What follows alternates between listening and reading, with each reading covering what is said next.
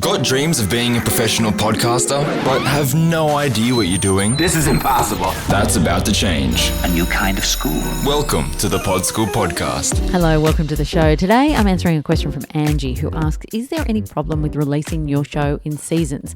Like 10 episodes and a couple of weeks off and then another 10 episodes, and is pre-recording getting ahead of yourself for when life gets in the way a good idea? First off, yes. It's a very good idea. If you can batch record, that will help you immensely. It is one of the best ways to keep your podcast on long term. So if that is possible with the content that you have, I would highly recommend setting aside a recording day or a recording half day or whatever you can manage, even if it's okay every hour in this week, every 4 weeks before my kid gets up, I'm going to record as many episodes of the show as I can get going. That can really help you in the future. So yes, batch recording is a great way to stay ahead of yourself. There is absolutely no problem with releasing your show in seasons as long as you have the success measures that match up with that. So one of the things that you need to know if you're going to release your show in seasons is that the best way to grow audience is to release a show every single week or more frequently than that, although if it's more frequent than that, it better be your full-time job, consistently over time. You don't want that feed to ever go quiet. Now that is if your number one goal is I want my audience to grow to the maximum potential that it possibly can. If your goal is, I just want this show out there, I know it's going to create great content for people, I just want an additional audio resource on my website, I just want something there that I can consistently point people to that will bring people in whatever fashion they come, in dribs and drabs or whatever, then seasons can be fantastic. There is no reason that you can't have a really successful show in seasons, and I would argue that if it is the difference between your show not existing at all because you can't manage a weekly forever schedule and your show being out there and finding an audience, well, that is success. So seasons are a great way to make sure that you can get your content up and happening, but that you can also meet that weekly schedule and consistently deliver episodes. So there's no hard and fast rule around seasons. I've had some people do like seasons that are 40 episodes. So it's like, well, actually, you're kind of always on. And then they'll come back for season 2 and it's like, no, you just came back for your next year and had a break in between. So, I feel like seasons are smaller than that. For me, a season is 10 episodes or 12 episodes or 16 episodes. That feels like more of a season to me. But seasons can be anything that you want them to be. If your show was on for 42 weeks a year and you took a break, you're an always on show. And I would encourage you over that time to maybe try and use that break time to have some best ofs or even do some, batch records, some short run holiday content so that your feed's never sort of dead entirely.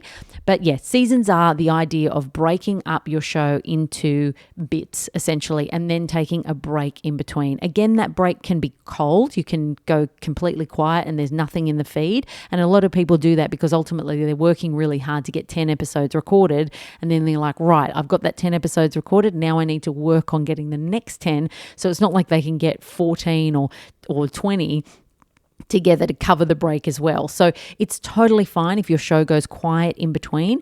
You just need to know that when your show goes quiet in between, your audience will definitely drop off and then they don't come back immediately on day one when season 2 starts up again. You have to kind of build them, not from scratch. Again, you're not building from zero again, but you have to sort of build that momentum again and then people start to check in and go, oh, the show's back. All right, I'm going to see it. So as long as you're aware of that and you know that, then seasons can be a great way to release your show over the long term.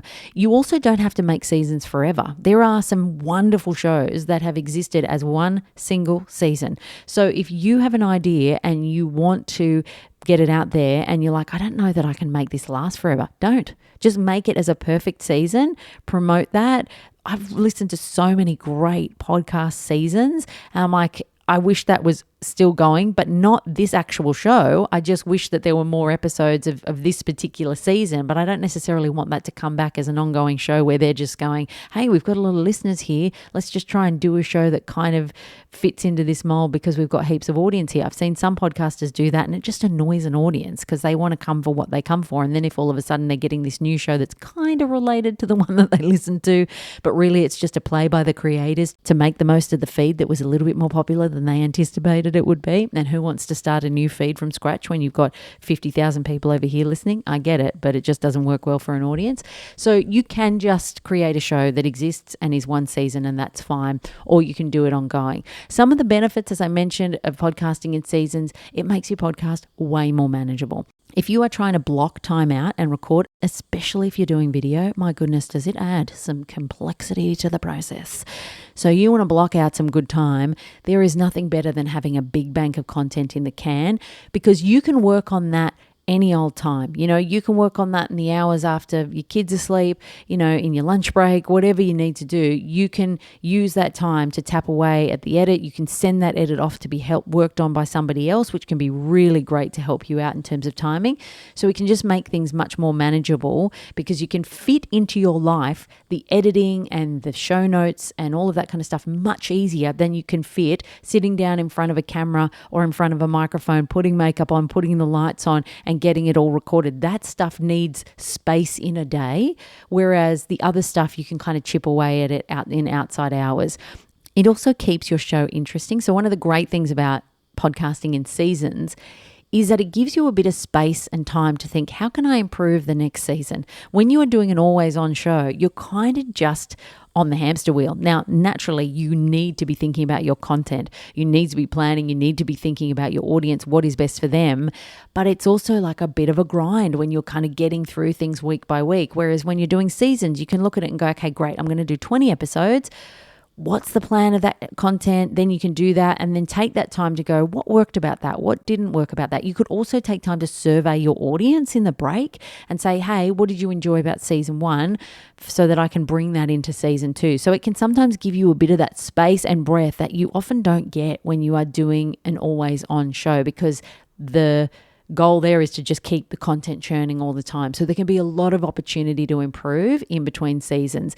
It can also help you plan your show content. So again, you should definitely be planning out your week by week show content. But if you're doing things in seasons, you've got a little template there that you can look at and go, right, what's the best spread of these 10 episodes? Like, where should I place them? What's the best kind of way to tell this story for an audience? And then what can I do? So you can sort of have more of a bird's eye view, because you know this is only going to exist in the package that it's going to exist in. So then you can make some really cool decisions around how that content rolls out that you might not have time or space to do if you are doing an always on show. Some of the disadvantages is, as I mentioned, it can have a negative impact on your audience growth, but that's only if your top priority goal is just growing this show as high as it can be. If you understand that and then you work to keep promoting the show during the breaks, if you can put a bit of content in during those breaks just to keep the feed alive, if you know you've got to really pump up the launch when you launch season 2 so that you get people in as quickly as you can, then you can manage it. It's just that releasing shows consistently over time is the best thing for audience growth. But as I said, if this is the difference between you doing this show and you not doing this show, then I truly think that seasons can be a fantastic way to get your show out there in a manageable way that you can get on top of, that feels like you are controlling your podcast rather than your podcast controlling you. So thank you so much for the question, Angie. If you want to submit a question, the link is in the description of the episode, as is the link to my online podcasting course, Pod School, as well as my free podcasting guide that you can download that shares all of the tools and tech that you need to get your show up and happening. So if you have a question, I would love to answer it on this show. If you know anybody who is, starting a podcast or wants to do a podcast or is interested about podcasting, please share this show with them. I would love to help them out, and I will see you next week. Oh, and if you're in an app that allows you to leave a review, why not? See ya. That's all for today.